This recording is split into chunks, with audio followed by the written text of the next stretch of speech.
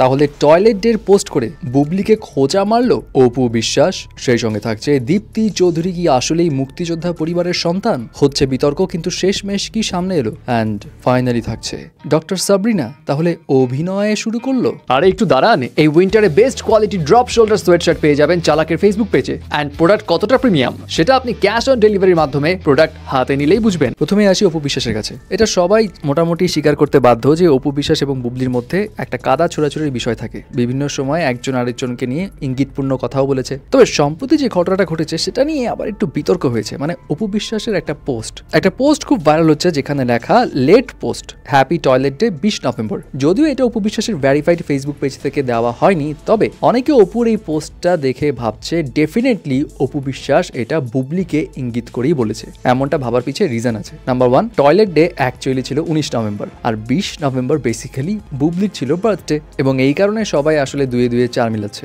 আবার এখানে আরেকটা বিষয় আছে, এই 20 নভেম্বর কিন্তু শাকিব খান ওয়েস্টিনে টয়লেট ক্লিনার টাইলাক্সের উদ্ভাবনও করেছিল। অনেক নায়িকা উপস্থিত ছিল, সেখানে অপু বিশ্বাস এবং বুবলি ছিল না, যেটা নিয়েও আবার আরেক দফা আলোচনা হয়। সো সবকিছু মিলিয়ে এখন অনেকেই ভাবছে অপু বিশ্বাস কি বুবলিকেই তাহলে ইঙ্গিত করলো নাকি, এবং কেউ কেউ এটা নিয়ে একটু বিরক্ত। কেউ বলছে অপু আসলে ঠিক হবে না, বিষয়টা প্রফেশনালি গেল না, এটা আসলেই ভালো হচ্ছে না। অ্যাট দ্য সেম টাইম কেউ কেউ আবার এটাও বলছে ভাই অপু তো হয়তো এমনিও পোস্ট করতে পারে, হয়তো তার সময় ছিল না টয়লেট ডেতে পোস্ট করার, তাই হয়তো এখন পোস্ট করছে। আর বুবলিকে কি টয়লেট মনে হয় যে অপু বুবলিকে ইঙ্গিত করে বলবে? এটা কোনো কথা? বাট সবার ঘুরে ফিরে একই প্রশ্ন, টয়লেট ডে পোস্ট করলে 19 নভেম্বরের জায়গায় 20 নভেম্বর ডেট দেওয়া কেন? যাই হোক, এবার আসি দীপ্তি চৌধুরীর কাছে। বিচারপতি মানিকের সঙ্গে টকশোর এপিসোডে উত্তেজিত যখন হয়ে যায় সিচুয়েশন, তখন তো দীপ্তি চৌধুরী জানিয়ে দেয় তিনি মুক্তিযোদ্ধা পরিবারের সন্তান। তবে এবার দীপ্তি চৌধুরী আবার এই মুক্তিযোদ্ধা পরিবারের সন্তান নিয়ে আলোচনায়, কারণ মাঝখানে সোশ্যাল মিডিয়া জুড়ে একটা ফটো কার্ড খুব ভাইরাল হয়, যেখানে ডেইলি স্টারের লোগো ছিল এবং বলা হচ্ছিল দীপ্তি চৌধুরী বলেছেন আমার নানির ফুফাতো বোনের স্বামী মুক্তিযোদ্ধা ছিলেন। এখন এটা নিয়ে অনেক কটাক্ষ হয়, কেউ বলে আরে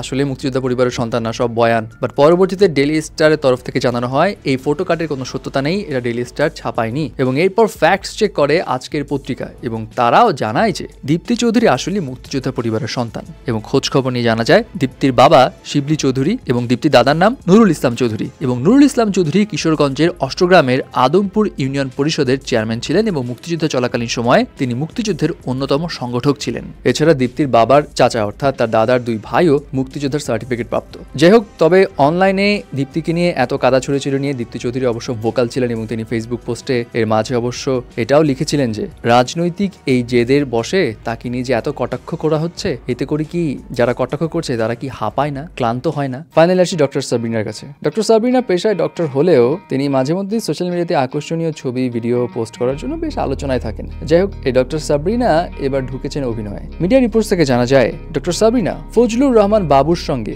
অভিমানে তুমি নামক একটি নাটকে অভিনয় করছেন, এবং এখানে লিড রোলে ফজলুর রহমান বাবুর বিপরীতে অভিনয় করছেন সাবরিনা নিজেই। তবে এবারই প্রথমবার নয় যে সাবরিনা অভিনয় করেছেন, এর আগে অলমোস্ট 15 বছর আগে তিনি সাদিয়া ইসলাম মোয়ের অভিনীত একটা নাটকে কাজ করেছিলেন।